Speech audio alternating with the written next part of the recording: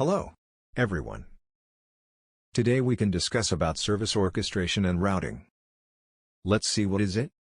Service orchestration and routing. Content. First let us tell you what is service orchestration. After this we will talk about why is service orchestration important. Then we will talk benefits of service orchestration. And again we will talk about the future of service orchestration. After we come to the routing, in the routing we will talk about the what is routing. Now then tell about the types of routing. Then we will talk after that how does routing works. Then we will move on what are the main routing protocols. And finally we will talk about the advantages and disadvantages of routing. Let's discuss about what is service orchestration. Service orchestration is the execution of the operational and functional processes involved in designing, creating, and delivering an end-to-end service. Let's discuss about why is service orchestration important. Modern IT processes manage data across platforms, systems, and environments that are built using different technologies from different vendors. Traditionally, these tools and systems have existed in silos managed by personnel with narrow, but very deep expertise. These high-level personnel would then have to research, develop, and test custom scripts to create a cross-platform process. This method is time-consuming and prone to errors, and even with scripts in place IT must rely on a number of manual triggers and handoffs. In an era of real-time data, heightened consumer expectations, and fluid business goals, manual methods and custom scripts are unable to provide the flexibility and speed that organizations require. Computing environments have been trending towards higher levels of abstraction since, well, before FORTRAN. IT environments in the last 20 years have become increasingly diverse and complex, making a new level of orchestration capabilities necessary to simplify and streamline those environments. Let's discuss about the benefits of service orchestration. There is a long list of benefits that IT can achieve through service orchestration. Those key benefits include improved SLAs. When there are delays, overruns, underruns, or failures, IT has a single location through which to identify the root cause, as opposed to checking multiple tools. This can drastically improve response times. Additionally, the service orchestration platform can reserve and provision resources to ensure that SLA-critical workflows complete on time. Rapid DevOps. Drag-and-drop workflow designers make it easy for IT to develop reliable new services and end-to-end processes. Instead of scripting connections between tools, APIs and existing scripts can be ingested and transformed into reusable components which in turn can be drag-and-dropped into end-to-end workflows. As an added benefit, look for solutions that simplify service lifecycle management with automated documentation, revision history, and change management. Operational peace of mind. Service orchestration tools are designed to simplify IT environments. This includes reducing the time IT has to spend fighting fires by providing auto-remediation capabilities, monitoring, and timely alerting. If a job or a workload is at risk of failure, the orchestrated service platforms can automatically execute a remediation workflow or send alerts to the appropriate IT teams and systems. Greater efficiency and cost savings. With universal connectors and API accessibility, IT can automate more and manually manage less. Service automation means that IT professionals can focus more on higher value projects such as innovative new business services and digital transformation initiatives. Let's discuss about the future of service orchestration.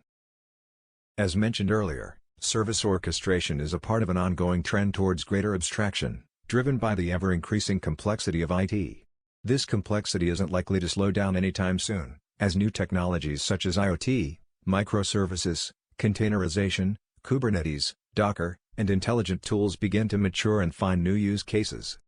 Then service orchestrator tools are force multipliers for both new and existing technologies.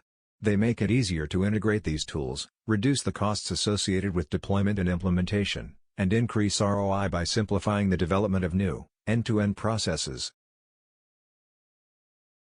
Let's discuss about what is routing.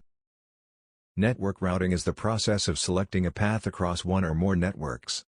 The principles of routing can apply to any type of network, from telephone networks to public transportation.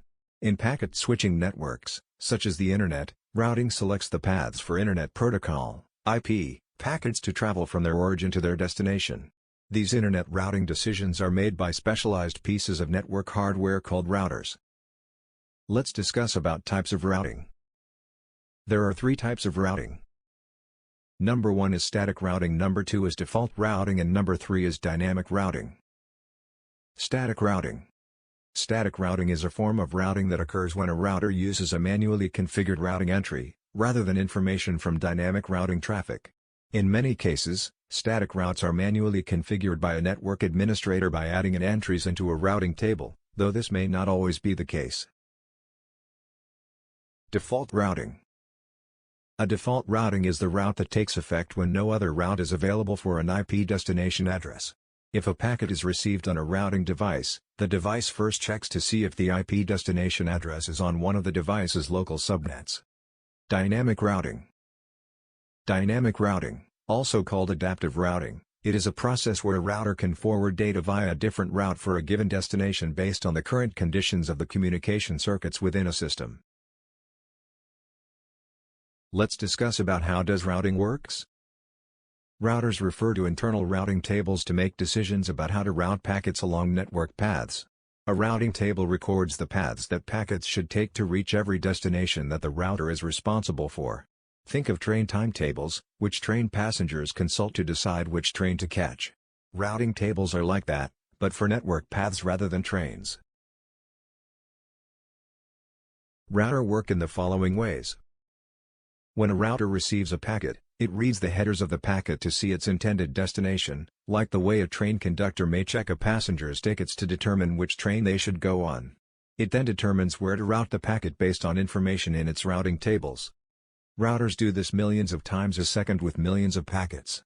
As a packet travels to its destination, it may be routed several times by different routers. Routing tables can either be static or dynamic. Static routing tables do not change. A network administrator manually sets up static routing tables. This essentially sets in stone the routes data packets take across the network, unless the administrator manually updates the tables. Dynamic routing tables update automatically. Dynamic routers use various routing protocols, see below, to determine the shortest and fastest paths. They also make this determination based on how long it takes packets to reach their destination, similar to the way Google Maps, Waze, and other GPS services determine the best driving routes based on past driving performance and current driving conditions. Dynamic routing requires more computing power, which is why smaller networks may rely on static routing.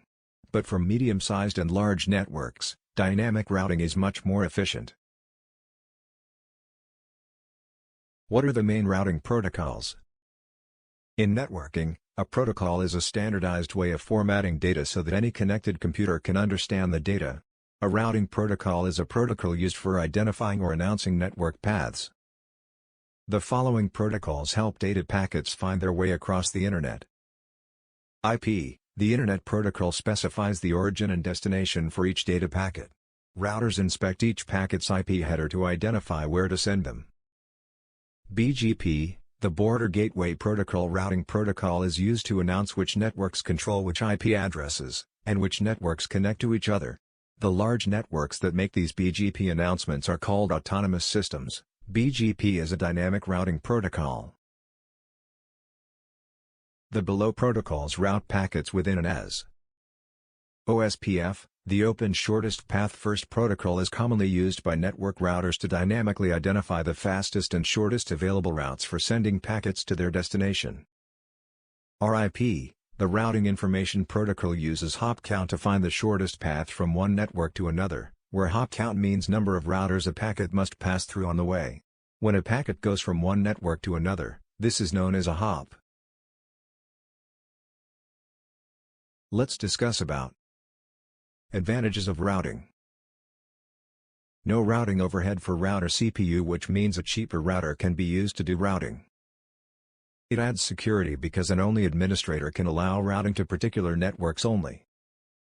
No bandwidth usage between routers.